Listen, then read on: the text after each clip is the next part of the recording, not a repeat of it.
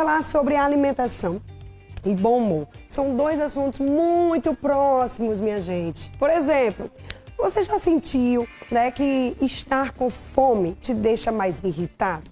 Menino, esse é o ditado mais certo. Isso tem uma explicação, ó. O cérebro associa a escassez de nutrientes ao perigo e à luta pela sobrevivência. Nosso nutricionista, o Aldair Sabino, está aqui e ele vai tirar nossas dúvidas. Tudo bom, meu amigo? Seja bem-vindo. Vamos lá. Você que está em casa também pode participar. Manda tua mensagem aí, né, pelo nosso zap, tua pergunta, através do 981457570, tá bom, minha gente? Menino, me diz uma coisa, por que a gente fica tão irritado? Qual que é a relação, né, da alimentação com o humor? Realmente, né? Eu mesma, minha gente, se me deixar com fome, eu fico triste. Bem assim. Agora, sono me irrita mais. Tipo assim, se eu tiver com muito sono e a pessoa não deixar você dormir ou alguma coisa estiver atrapalhando o meu sono, eu fico um pouco irritado mesmo. Mas a alimentação é algo que eu fico triste.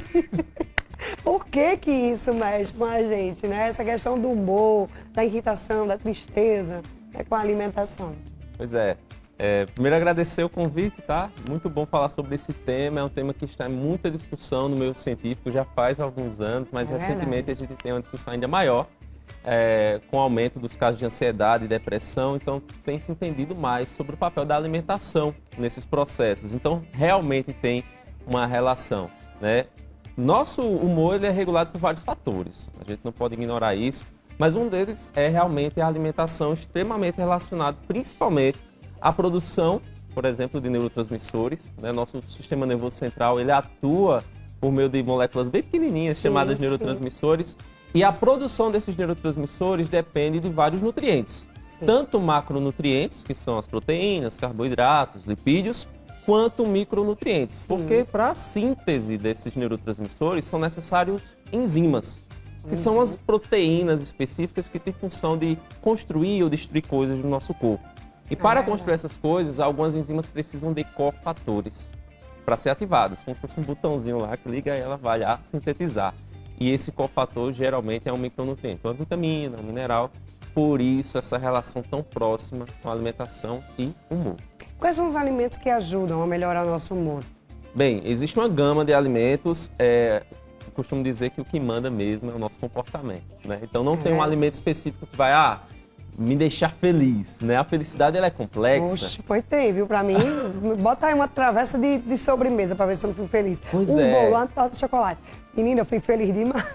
Pois é, mas se você assim, perceber... Né, tirando isso, assim, um alimento que seja, claro, saudável, né? Claro, não, mas é interessante trazer esses alimentos também. Por que esses alimentos nos dão um pico de felicidade, um pico, na verdade, de prazer? Não, esse aqui não me deixa feliz, não, viu? Bota aqui.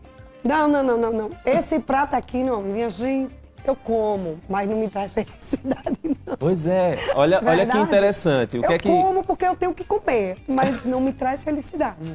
Olha só que interessante, né? Tem dois estudos, né, mais recentes aí que aconteceram na Coreia, que foi um estudo populacional, tentando associar o consumo de frutas e vegetais com a depressão e a ansiedade. Certo? O que é que se identificou? Que pessoas com maiores índices de ansiedade e depressão comem menos frutas do que aquelas que têm menores índices de depressão e ansiedade. O que é que isso quer dizer? Que existe uma associação. Quer dizer que a falta desses alimentos vai causar uma depressão, vai causar um mau humor, a ansiedade? Não necessariamente, mas que existe uma relação. Outro ponto importante, você falou dos alimentos ricos em açúcar, né? Sim. E sim, o nosso corpo adora muito açúcar ao mesmo tempo, porque o nosso corpo ele não quer trabalhar. A gente só não gosta quando a gente sobe na balança. A gente só não gosta quando vai botar uma roupa que diz, pelo amor de Deus, pra que eu comi aquele doce? Olha aí o que fez. Né? Quando vai botar o biquíni pra ir pra praia, minha gente, é uma derrota. Mas, enfim. Eu vou sugerir você agora, nas próximas oportunidades, observe o comportamento do seu humor na ingestão desses alimentos. Existe, de fato, um pico de prazer. A liberação de dopamina, ela aumenta em cerca de 50% quando fazemos a ingestão de um alimento rico em açúcar, ou até mais, certo? Só que todo pico, ele é seguido de um vale, certo? Em geral, tá? Então, esse pico de prazer, ele dura pouco tempo. depois acontece uma depressão, ou seja, você fica mais letárgico, até mesmo um pouco irritativo. E o que é que você pensa? Eu quero mais, eu preciso mais, eu não consigo parar em um pedacinho da barrinha de chocolate, eu preciso de mais. E isso está sendo associado a alguns sintomas de irritabilidade a longo prazo. Então, é um prazer momentâneo, mas que talvez no longo prazo isso traz consequências não tão interessantes. Mas é claro, não estou aqui demonizando de forma nenhuma esses alimentos.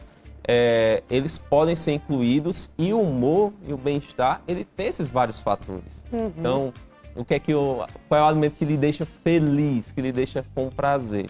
Existe esse aspecto científico. Então, de fato, alimentos ricos em compostos fenólicos, flavonoides, vai ter esse aspecto de produção de neurotransmissores que dão esse bem-estar, mas também tem aqueles alimentos que você gosta, que você se sente bem, que lhe traz memórias.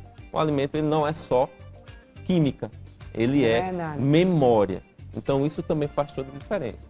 O que é que vai mudar ali no longo prazo? É o quanto você come, né? O quanto, em picos de ansiedade, né, a gente acaba tendo, por exemplo, episódios de ingestão aumentada desses alimentos, que significa que alguma coisa não está interessante na sua rotina, você está tendo esses picos de ansiedade. Isso também não é interessante. E a gente não deve apoiar, né, descontar tudo na comida. Isso também não é um hábito que vai me fazer bem. É verdade, viu? É mesmo. Olha, quando eu vou comer chocolate, eu não como uma barra toda, eu não consigo. Só como um pedacinho mesmo. Aí eu vou comer na prestação. Quando deixo, né? Porque quando chega os meninos, aí ninguém deixa, acaba tudo. Mas aí eu como sempre um pedacinho, entendeu? Deixa a pergunta aqui, bora colocar a pergunta aqui? Mas é só um pedacinho, sabe? Só pra satisfazer a minha vontade. Porque o chocolate deixa as pessoas felizes. Claro, gente, é bom demais. Ele falou agora, né, sobre o doce. Né, que realmente, né, essa questão da dopamina mesmo. Que o doce realmente traz isso, deixa a gente feliz. Mas a gente não fica feliz. É só isso, viu? Mas não é só isso, não. O chocolate tem outras coisas, né? O chocolate, ele também tem esses compostos. Lembremos que o chocolate... Tem umas coisinhas a mais. Ele é feito do cacau. Isso. Certo? Claro que o percentual não é tão alto, varia de acordo, né? Se é ao leite, se é 70%, 40%, 30%, tem umas várias porcentagens. Mas ele é feito do cacau. E o cacau, ele também tem compostos fenólicos. Existem estudos que relacionam efeitos benéficos da ingestão de cacau para o sistema nervoso central. Então, nós temos também, além do açúcar, certo? A ação ali de compostos que estão presentes no cacau. Tá? Então, é uma opção interessante também, fazendo esse consumo de maneira controlada. Mas vou tenho que dar um adendo. O chocolate branco, ele já não é feito do cacau. Não, mas é bom, viu? Pois é. Então ali sim... O tal do chocolate branco era o meu favorito. Aí quando a pessoa fala, ai, não é feito de cacau, é mais gordura. Eu digo, ai, meu Deus do céu, logo mais gostoso. Todos terão gordura e açúcar adicionado. Mas que é bom, né, minha gente? Mas vamos diminuir, sempre comer um pedacinho, né? Agora eu tô comendo mais o pretinho, né, do que o branquinho por conta disso, né? Dessa questão que não tem um cacau. Mas eu não deixo de comer o meu branquinho quando eu tenho vontade. Muito bem, não, um pedacinho não vai precisa. matar. Mas que não é realmente chocolate, né? O chocolate, né, como a gente fala, tem o cacauzinho, né? Não é não. Bora lá, vamos colocar aqui mais uma pergunta. Desculpa a rouquidão, minha gente, tô meio sem voz, mas a gente tá indo. Bom dia, carboidrato aumenta os níveis de serotonina. Tiago Bancários, realmente os carboidratos também não são boas coisas, né? Não. Depende do carboidrato. Olha só, vamos lá. Tem os carboidratos bons. Carboidratos é a maior parte da nossa alimentação. Então, mas tem os bons e os mais ou menos, né? Sim, vamos lá.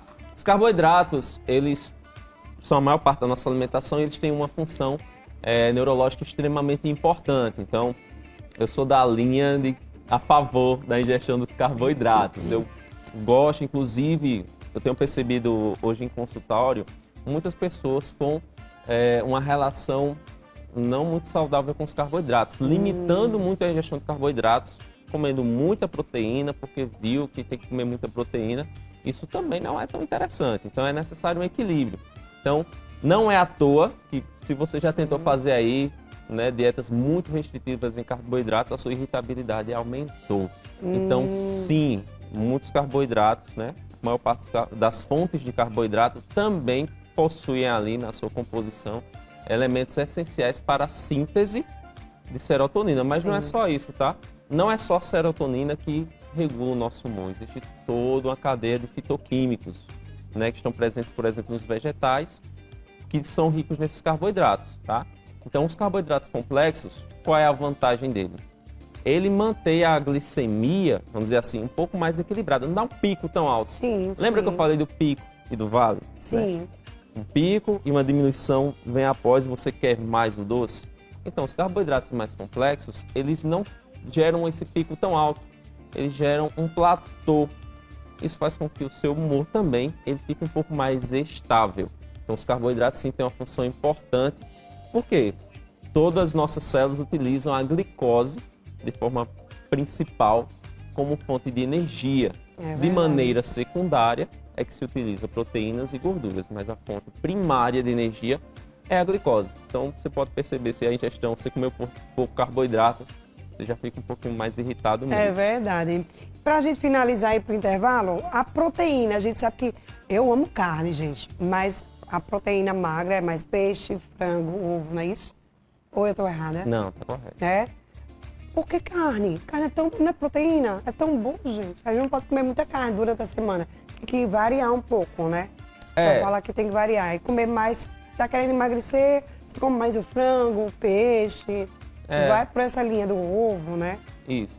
É possível, tá? Emagrecer comendo carne todo dia. Oh, coisa certo? Ainda bem, viu? Ainda bem que ele disse isso. O que é que vai ajustar? O que é que vai ser necessário ajustar? A quantidade, porque nós temos cortes de carne que de fato tem um maior percentual de gordura saturada, né? O peixe também tem bastante gordura, só que é uma gordura insaturada que a ingestão nossa durante o dia geralmente é muito pouca, né? Então a gente até meio que precisa, tá? O ômega 3 aí, a gente suplementa tanto, porque essa ingestão não é tão fácil, tá?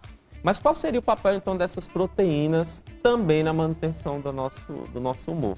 Tá? Esses neurotransmissores, eles são substâncias proteicas, vamos dizer assim. Eles não são proteínas, eles são muito pequenininhos, mas eles são formados ali de aminoácidos, que vêm das proteínas, tá? Então essas enzimas, lembra da história das enzimas construir e destruir coisas? Para elas construírem neurotransmissores, além dos cofatores, vitaminas e minerais que ativam essas enzimas, ela precisa de matéria-prima. Pensa que elas vão construir, sei lá, uma parede, certo? Ela está ativada para construir essa parede, mas não tem tijolo. Não tem como construir. Quem são esses tijolos? São aminoácidos que vêm da ingestão proteica e temos produção também no nosso organismo de algumas proteínas. Algumas nós produzimos, outras não, por isso chamamos daqueles aminoácidos essenciais. Né? São os que a gente não produz. Né? Mas a ingestão proteica ela também tem uma função importante. O único cuidado que eu digo, certo? Que está acontecendo muito mais no consultório, né? Esses últimos tempos, é uma supervalorização da proteína. Então tem gente comendo mais proteína do que precisa.